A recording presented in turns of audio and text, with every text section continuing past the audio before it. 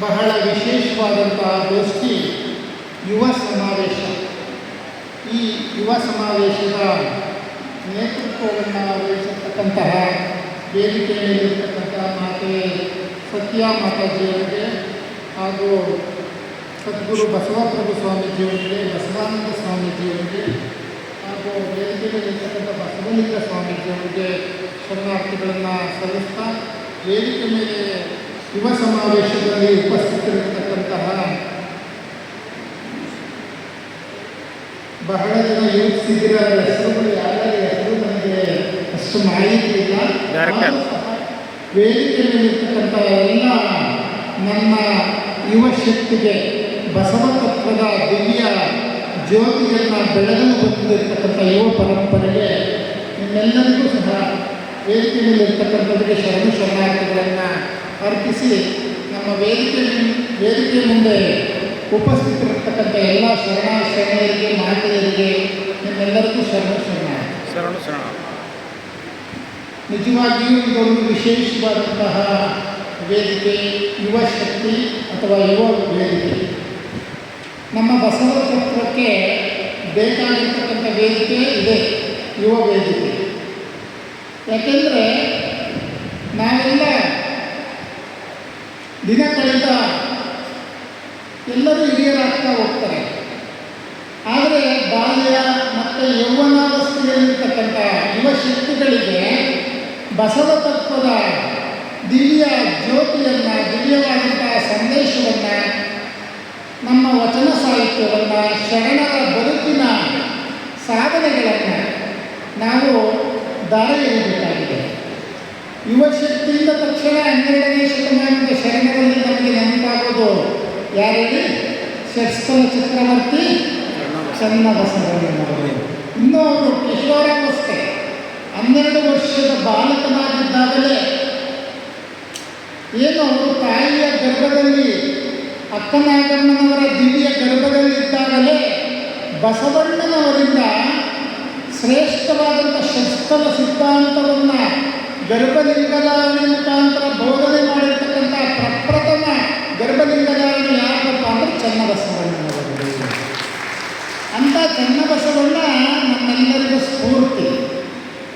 ಅವರು ಅತ್ಯಂತ ಕಿರಿಯ ವಯಸ್ಸಿನಲ್ಲೇ ಹಿರಿದಾದ ಸಾಧನೆ, ಷಟ್ಸ್ಥಲ ಸಿದ್ಧಾಂತವನ್ನು ಬರೆದು ಷಟ್ಸ್ಥಲ ಚಕ್ರವರ್ತಿಯಾಗಿ ಶೂನ್ಯಪೀಠದ 3ನೇ ಶೂನ್ಯಪೀಠದ 2ನೇ ಪೀಠಾಧ್ಯಕ್ಷರಾಗಿ ಅನಂತರದಲ್ಲಿ ಷಟ್ಸ್ಥಲ ಸಿದ್ಧಾಂತವನ್ನು ಜಗತ್ತಿಗೆ ಸಾರಿ ವಚನ ಸಾಹಿತ್ಯದ ಉಳಿವಿಗೆ ಏನು ಕಲ್ಯಾಣ ಕ್ರಾಂತಿಯಾದಾಗ ಉಳಿವಿಗೆ ವಚನ ಸಾಹಿತ್ಯದ ಸಂರಕ್ಷಣೆಗೆ ಅಕ್ಕನಾಗಮ್ಮನವರು, ಬಡಿವಾಳ ಮಾಚಿದೇವರು ಹಲವಾರು ಶರಣರ ಸಮ್ಮುಖದಲ್ಲಿ ವಚನ ಸಾಹಿತ್ಯದ ಉಳಿವಿಗಾಗಿ ಹೋರಾಟ ಮಾಡಿದ ಕೀರ್ತಿ ಯಾರಾದರೂ ಇದ್ದರೆ ಅದು ಚನ್ನಬಸವಣ್ಣನವರಿಗೆ ಸಲ್ಲುತ್ತಾರೆ.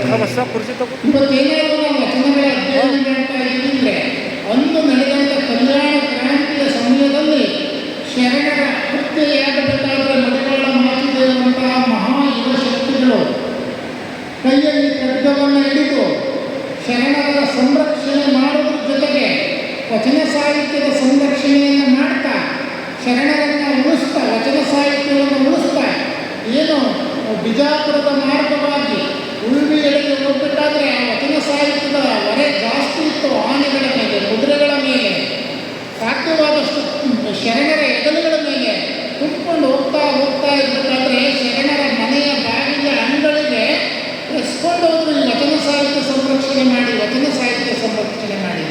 ಆ ವಚನ ಸಾಹಿತ್ಯವನ್ನು ಹಳ್ಳಿಯ ಜನರೆಲ್ಲ ತಮ್ಮ ಪೂಜಾಗೃಹದ ಪೂಜೆಯ ಜಗಲಿ ಮೇಲೆ ಇಟ್ಟು ಅದನ್ನು ಸಂರಕ್ಷಣೆ ಮಾಡ್ತಾ ಬಂದಿದ್ರು. ಎಲ್ಲಿಯವರೆಗೆ 20ನೇ ಶತಮಾನದಲ್ಲಿ ಬಾಗು ಆಲೂಕಟ್ಟಿಯವರು ಹುಟ್ಟಿ ಬರೋವರೆಗೂ ಆ ವಚನ ಸಾಹಿತ್ಯ ಶರಣರ ಮನೆಯ ಅಂಗಳದಲ್ಲಿ ಸಂರಕ್ಷಣೆಯಾಗಿ ಜೋಪಾನವಾಗಿತ್ತು. ಆ ವಚನ ಸಾಹಿತ್ಯ ಮತ್ತೆ ಬಾಗು ಆಲೂಕಟ್ಟಿಯವರು ಸಂಗ್ರಹಿಸೋದ್ರ ಮುಖಾಂತರ ವಚನ ಸಾಹಿತ್ಯ ಉಳಿಯಿತು. ಅಂಥ ವಚನ ಸಾಹಿತ್ಯವನ್ನು ಉಳಿಸಿ ನಂತರ ಬರ್ತಕ್ಕಂಥ 2ನೆಯ ದಿವ್ಯವಾದಂಥ ಯೋಗಿ, ಅತ್ಯಂತ ಯುವಶಕ್ತಿ, ವೀರ ಸನ್ಯಾಸಿ ಅಂದ ತಕ್ಷಣ ನೀವೆಲ್ಲ ಅನ್ಕೊಂಡ್ರೆ ವಿವೇಕಾನಂದರು ಅಂತ. ಆ ವಿವೇಕಾನಂದರ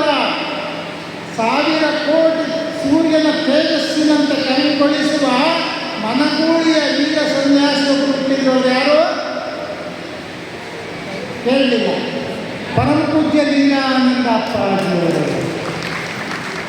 ಅವರು ವೀರ ಸನ್ಯಾಸಿಯಾಗಿ ಏನು 24-25 ಶಕ್ತಿಯ ಯುವ ತರುಣ, ಏನು ಒಳ್ಳೆಯ ಚಿಗುರು ಮೀಸೆ ಚಿಗುರು ಗಡ್ಡ ಬಿಟ್ಟು ವೀರ ಒಂದು ಹಣೆಗೆ ಏನು ವಿಭೂತಿಯನ್ನು ಧರಿಸಿ ಪೇಟ ಕಟ್ಟಿ ತಮ್ಮ ವಿಶೇಷವಾದ ರುಮಾಲಿನಿಂದ ಪ್ರವಚನವನ್ನು ಮಾಡಲಿಕ್ಕೆ ಏನು ಉತ್ತರ ಕರ್ನಾಟಕದಿಂದ ಚಿತ್ರದುರ್ಗದವರೆಗೆ ಪ್ರವಾಸ ಮಾಡಿ ಅಲ್ಲಿ ಯುವಶಕ್ತಿಗೆ ಬಸವ ತತ್ವದ ಬಗ್ಗೆ ಪ್ರವಚನ ಮಾಡ್ತಾ ಇರ್ತಾರೆ.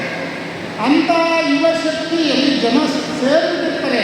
ಯಾರೋ ಒಳ್ಳೆ ಯುವ ಸನ್ಯಾಸಿ ಬಂದಿದ್ದಾರಂತೆ, ಬಹಳ ಚೆನ್ನಾಗಿ ಪ್ರವಚನ ಕೊಡ್ತಾ ಇದ್ದಾರೆ, ನಾನು ಹೋಗ್ಬೇಕು ಅಂತ ಇವತ್ತೇನು ಜಂಜೀಗಳು ಅಂತೇಳಿ ಅದೆಲ್ಲಿ ಜಂತರ ಮಂತರದಲ್ಲಿ ಸಾವಿರಾರು ಜನ ಸೇರ್ತಾ ಇದ್ದಾರಲ್ಲ, ಅದಕ್ಕಿಂತ ಹೆಚ್ಚಿನ ಸಂಖ್ಯೆಯಲ್ಲಿ ಯುವಕರು, ಕಾಲೇಜು ಯುವಕರು, ಯುವತಿಯರು ಎಲ್ಲರೂ ಹೋಗಿ ಲಿಂಗಾನಂದ ಸ್ವಾಮೀಜಿಯವರ ಪ್ರವಚನ ಕೇಳ್ತಾ ಇದ್ರಂತೆ.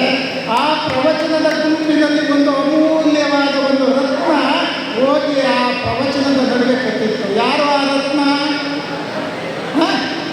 ಕೇಳಲಿಲ್ಲ. ಮಾತಾಜಿಯವರು. ಮಾತಾಜಿ ಮತ್ತೊಂದು ಯುವ ರತ್ನ ಅಲ್ಲಿ ಲಿಂಗಾನಂದ ಅಪ್ಪಾಜಿಯವರ ಪ್ರವಚನದ ವಿಶೇಷವಾದಂಥ ಅನುಭವವನ್ನು ಕೇಳಿ ಪ್ರಭಾವಿತರಾದರು ಬಸವ ತತ್ವಕ್ಕೆ. ನನ್ನ ಯುವಶಕ್ತಿಗೆ, ಯುವ ಮಿತ್ರರಿಗೆ ನಾನು ಕರೆ ಕೊಡೋದಷ್ಟೇ, ನಮ್ಮೆಲ್ಲರಿಗೂ ಅವರು ಲಿಂಗೈಕ್ಯರಾಗಿರ್ಬೋದು. ಎರಡು ಕಣ್ಣು ಪ್ರತಿಯೊಬ್ಬ ವ್ಯಕ್ತಿಗೂ 2 ಕಣ್ಣಿದೆ, ಆದರೂ ನೋಟ ಯಾವುದು ಒಂದೇ. 2 ಕಣ್ಣಿದೆ, 2 ದೃಷ್ಟಿ ಕಾಣ್ತದೆ. ಯಾರಿಗಾದರೂ 2 ದೃಷ್ಟಿ ಕಂಡ್ರೆ ನಿಮ್ಮ ಕಣ್ಣಿನಲ್ಲಿ ಏನೋ ದೋಷ ಇದೆ ಅಂತ. ನಿಮ್ಮ ಕಣ್ಣಿನಲ್ಲಿ 2 ಕಣ್ಣಿದೆ, ಒಂದೇ ನೋಟ. ಹಂಗೆ ನಮ್ಮ ಲಿಂಗಾಯತ ಧರ್ಮದ 2 ಶ್ರೇಷ್ಠವಾದ ಕಣ್ಣುಗಳು ಯಾರಪ್ಪ ಅಂದರೆ ಲಿಂಗಾನಂದ ಅಪ್ಪಾಜಿ ಮತ್ತು ಮಾತಾಜಿಯವರು. ಅವರಿಬ್ಬರು ಲಿಂಗಾಯತ ಧರ್ಮದ ರಥವನ್ನು ಎಳೆದ್ರು. ವಚನ ಸಾಹಿತ್ಯವನ್ನು ಹಳ್ಳಿಗಳಿಗೆ, ಜಿಲ್ಲೆಗಳಿಗೆ, ತಾಲೂಕುಗಳಿಗೆ ಹೋಗಿ ಪ್ರವಚನದ ಮುಖಾಂತರ ನಮ್ಮ ಲಿಂಗಾಯತ ಧರ್ಮ ಅಂದರೆ ಏನು, ಇಷ್ಟಲಿಂಗ ಅಂದರೆ ಏನು, ಧರ್ಮ ಅಂದರೆ ಏನು, ನಮ್ಮ ಆಚಾರ ವಿಚಾರಗಳೇನು, ನಮ್ಮ ಸಂಸ್ಕೃತಿ ಯಾವುದು, ನಾವೆಲ್ಲ ಲಿಂಗಾನಂದ ಅಪ್ಪಾಜಿ ಮಾತಾಜಿ ಬರೋದಕ್ಕಿಂತ ಮುಂಚೆ ಯಾರಾದರೂ ಹಳ್ಳಿ ಜನರು ಕೇಳಿ ಬಸವಣ್ಣ ಅಂದರೆ ಯಾರು ಅಂದರೆ 2 ಕೋಟಿನ ಎತ್ತು 4 ಕಾಲಿನ ಎತ್ತನ್ನು ಬಸವಣ್ಣ ಅಂತ ಎಲ್ಲರೂ ಪೂಜೆ ಮಾಡ್ತೀವಿ, ಬಸವ ಜಯಂತಿ. ಆದರೆ ನಿಜವಾದ ಬಸವಣ್ಣನನ್ನು ಪರಿಚಯಿಸಿದವರು ಪರಮ ಪೂಜ್ಯ ಲಿಂಗಾನಂದ ಅಪ್ಪಾಜಿಯವರು. ಎಲ್ಲೆಲ್ಲಿಯೂ ಅಟಲಿ ಶಿಬಿಯೋಗಿಗಳ ಬಸವ ಜಯಂತಿಯನ್ನು ಪ್ರಾರಂಭ ಮಾಡಿದರೆ ಏನು ಜಯದೇವ ಜಗದ್ಗುರುಗಳ ಕಾಲದಲ್ಲಿ ದಾವಣಗೆರೆಯಲ್ಲಿ ಬಸವ ಜಯಂತಿಯನ್ನು ಪ್ರಾರಂಭ ಮಾಡಿದ್ರು ಬಿಟ್ಟರೆ ನಿಜವಾದ ಬಸವಣ್ಣನವರ ಪರಿಚಯವನ್ನು ಮಾಡಿಕೊಟ್ಟವರು ಪರಮ ಪೂಜ್ಯ ಲಿಂಗಾನಂದ ಅಪ್ಪಾಜಿಯವರು. ಆದ್ದರಿಂದ ನಾನು ಮೊದಲಿಗೆ ಒಂದು ವಚನ ಹೇಳಿದೆ, ಇನ್ನು ಮಂಡೆ ಮಾಸದಲ್ಲಿ ಮಹಾಮಜ್ಜನವ ಮಾಡುವಂತ. ನಿಮ್ಮೆಲ್ಲ ಗೊತ್ತಿದೆ, ಏನು ತಲೆಯೆಲ್ಲ ಇದಾಗಿದೆ ಅಂದರೆ ಕೊಳೆ ಆಗಿದೆ ಅಂದರೆ ನೀವು ತಲೆಗೆ ಸ್ನಾನ ಮಾಡ್ತೀರಾ, ಶುದ್ಧವಾಗ್ತೀರಿ, ಬಟ್ಟೆನ ವಾಷಿಂಗ್ ಮಿಷಿನ್ಗೆ ಇಡ್ತೀರ. ಹಂಗೆ ಇವತ್ತಿನ ಯುವಶಕ್ತಿ ಹಾಳಾಗ್ತಾ ಇದೆ. ಯೋಚನೆ ಮಾಡಿ, ಯುವಶಕ್ತಿ ಕಲುಷಿತಗೊಳ್ತಾ ಇದೆ. ಡ್ರಗ್ಸು, ಕುಡಿತ, ಏನೋ ಗುಟ್ಕಾ ತಿನ್ನೋದು, ಇನ್ನೂ ಡ್ರಗ್ಸ್ಗಳಿಗೆ ಬಲಿಯಾಗೋದು, ಈ ಥರ ಯುವಶಕ್ತಿ ಹಾಳಾಗ್ತಾ ಇದೆ. ಯುವಶಕ್ತಿ ಅಂದ ತಕ್ಷಣ ಯಾವುದೇ ಜಾತಿ, ಮತ, ಧರ್ಮಕ್ಕೆ ಸೀಮಿತ ಇಲ್ಲ. ಎಲ್ಲ ಯುವಶಕ್ತಿಗಳು ಹೆಚ್ಚು ಕಮ್ಮಿ ದಾರಿ ತಪ್ತಾ ಇದ್ದಾರೆ.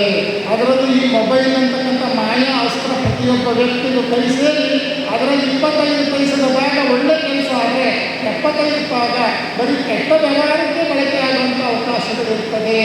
ಆದ್ದರಿಂದ ಯುವಶಕ್ತಿಯನ್ನು ಜಾಗೃತಿ ಮಾಡಲಿಕ್ಕೆ ಈ ಸಂದರ್ಭದಲ್ಲಿ ನಾನು ಎಲ್ಲ ಯುವ ಮಿತ್ರರಿಗೆ ಕರೆ ಕೊಡೋದಿಷ್ಟೇ, ನಮ್ಮ ದೇಶದಲ್ಲಿ ಯುವಶಕ್ತಿ ಸಂಪೂರ್ಣವಾಗಿ ಕುಸಿತವಾಗ್ತಾ ಇದೆ. ಯುವಶಕ್ತಿಯಲ್ಲಿ ನೈತಿಕತೆಯ ಅಧಪತನ ಆಗ್ತಾ ಇದೆ.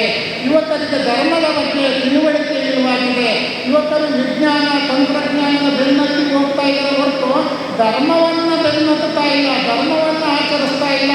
ಬಸವಣ್ಣನವರು ಹೇಳ್ತಾರಲ್ಲ, ಏನು ನಮ್ಮ ಅಂತರಂಗ ಬಹಿರಂಗ ಶುದ್ಧಿಯನ್ನು ನಾವು ರೂಪಿಸ್ಕೋಬೇಕಂದ್ರೆ ಇಷ್ಟಲಿಂಗ ಪೂಜೆಯನ್ನು ನಾವು ಅಂತರಂಗದಲ್ಲಿ ಮಾಡಿದರೆ ಬಹಿರಂಗದಲ್ಲಿ ಅದನ್ನು ಆಚರಣೆಗೆ ತರಬೇಕು. ಅಂಥ ಅಂತರಂಗ ಬಹಿರಂಗ ಶುದ್ಧಿಯಿಂದ ಯುವಶಕ್ತಿ ಜಾಗೃತವಾಗಬೇಕಾಗಿದೆ. ಅಂಥ ಯುವಶಕ್ತಿಗೆ ಮಾದರಿ ನನಗೆ ನಿಜವಾಗಿಯೂ ನಾನು ನೋಡಿದಂತಹ ಅಮೂಲ್ಯ ಲಿಂಗಾನಂದ ಅಪ್ಪಾಜಿ ಮತ್ತು ಮಾತಾಜಿಯವರು